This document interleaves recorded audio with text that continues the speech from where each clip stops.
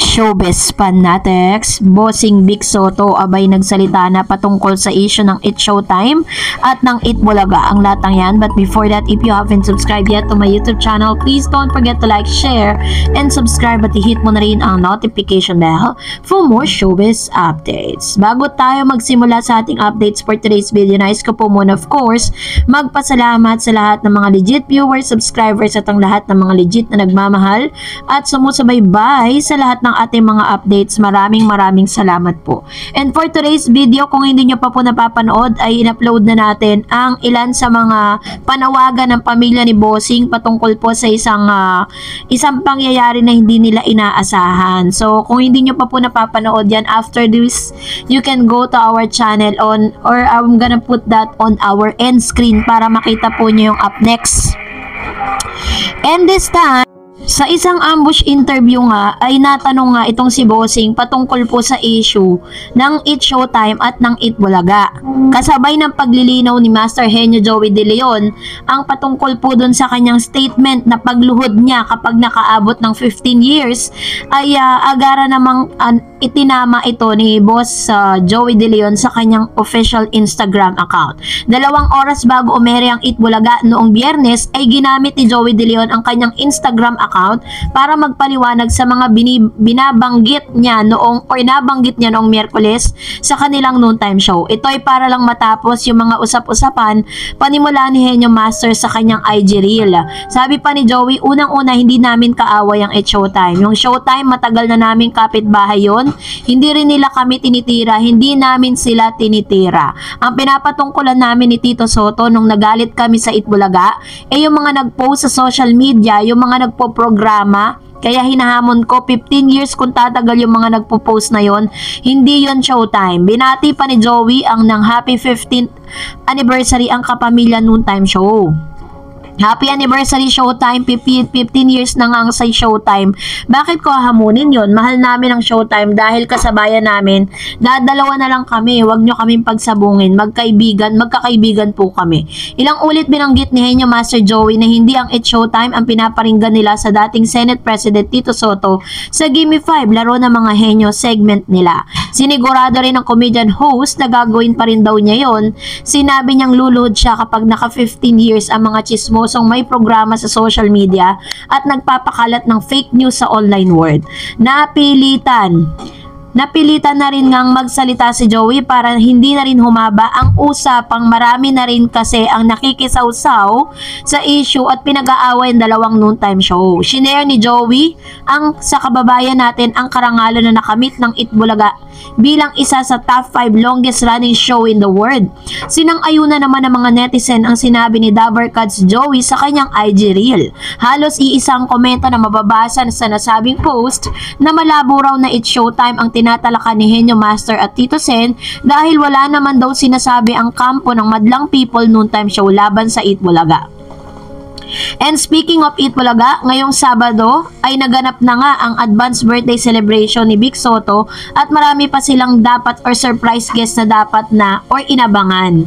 So, nung Saturday nga ay last Saturday sa warm-up birthday celebration ni Bossing sa It Bulaga, lumabas si Icy Guerra bilang Isa kung saan nakasuot ito ng red dress with matching wig at makeup.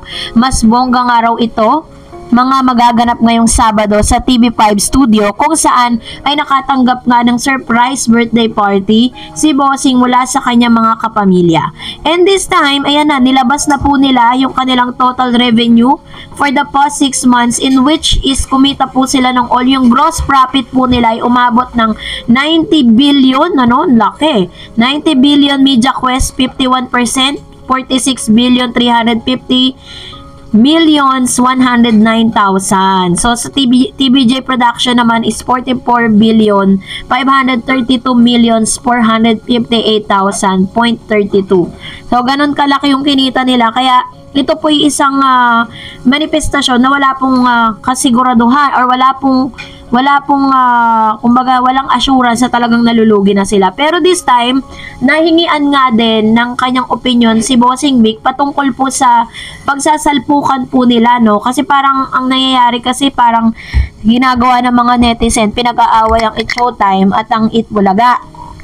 So ngayon, April 21, 2024, naglabas po ng isang balita ang Bandera, Showbiz Chika Balita, kung saan nakuhanan po nila ng statement si Bossing Vic, maging ang Philippine Daily Inquirer Entertainment at iba't ibang online news patungkol sa bagay na ito. Kasi parang nagsalita po si Bossing patungkol po sa kanila pong sinasabing magkaaway nga daw. So, nagsalita na rin si Bossing Vic Soto sa mga tumitindi pang tapatan ng Itbulaga sa TV5 at It Showtime sa ABS-CBN at GMA7. Matapos maglabas ang saloobin sina Tito Soto at Joey De Leon sa chismis na nalulugi na di umano ang TVJ Production kaya magsasara na ang Itbulaga, ay si Bossing naman ang nahingaan ng reaksyon tungkol dito. Nakausap ng ilang members ng entertainment media kasama ang Bandera, si Vic, habang sa birthday celebration niya sa Itbulaga kahapon at isa sa mga naitanong sa kanya ang tungkol sa naturang issue. Ayon sa Veterans TV host comedian, alam mo, hindi kasi ako ma-social media. Well, in fact, wala po talagang social media si Bossing Vic. Hindi po siya gumagamit ng Instagram, Facebook, YouTube, Twitter, wala po siya nun. Mga naririnig-rinig ko lang, pero part of the game yan, kasama sa buhay yon.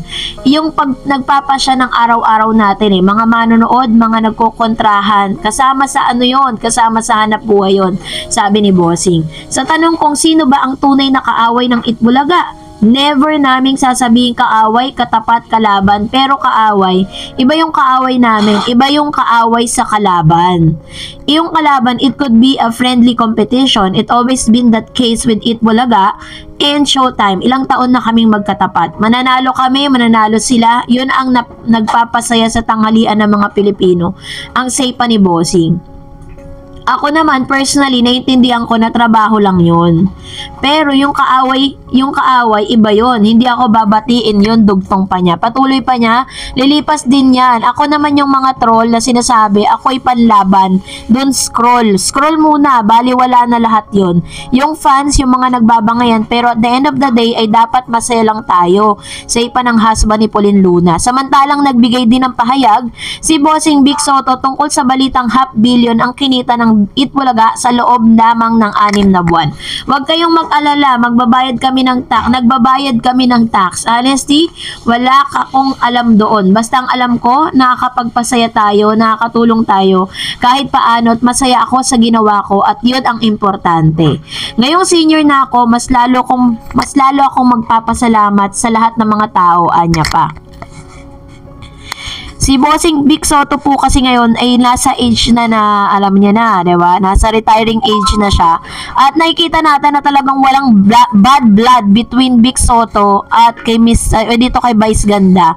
Kaya po talagang fake news po yun na sila talaga yung masasabing. Hindi sila magkaaway, pero sila ay magkalaban.